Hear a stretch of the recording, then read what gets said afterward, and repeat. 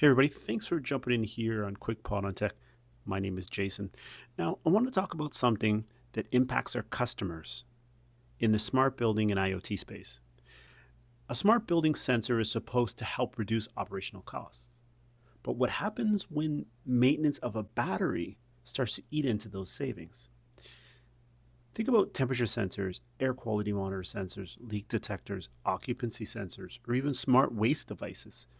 One battery, no big deal, but once you deploy hundreds or thousands of devices across a building, a hospital, a campus, you have quite the problem growing in the background. Someone has to track those batteries down, reach those devices, replace them, and sometimes reset the sensor and add it to the network after.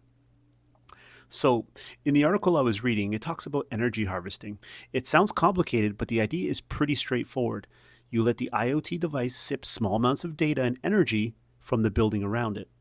In many smart building applications, a tiny photovoltaic cell can capture energy indoor from light and other environments. It might vibrate or use temperature, but a power management chip inside regulates their energy, stores a small rechargeable cell capacitor, and then that battery is used with an low power transmitter to move that data. Now, it's not magic, and it's not right for every device. High power equipment is probably not a fit.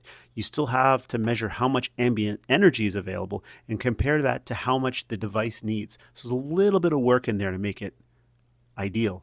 But does it work? When it does work, it can fundamentally change the lifetime economics of an IoT deployment. Fewer maintenance visits, fewer blind spots caused by dead batteries, and less battery waste and recycling overall. Smart building technology and IoT are core to what Evolution Data does. And this is why we encourage customers to look beyond the upfront price of sensors and its connectivity.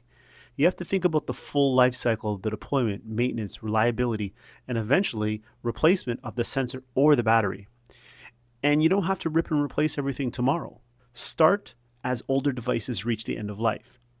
Pilot energy harvesting sensors in areas with consistent outdoor light and low power loads, and then get that data and understand how it can scale.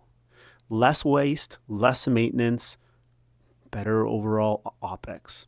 So anyways, I just wanted to share that. Energy harvesting is a big technology piece that I see growing in the future, especially with IoT sensors. So anyways, thanks for jumping in here on Quick Pod on Tech. Hope you're having a good one.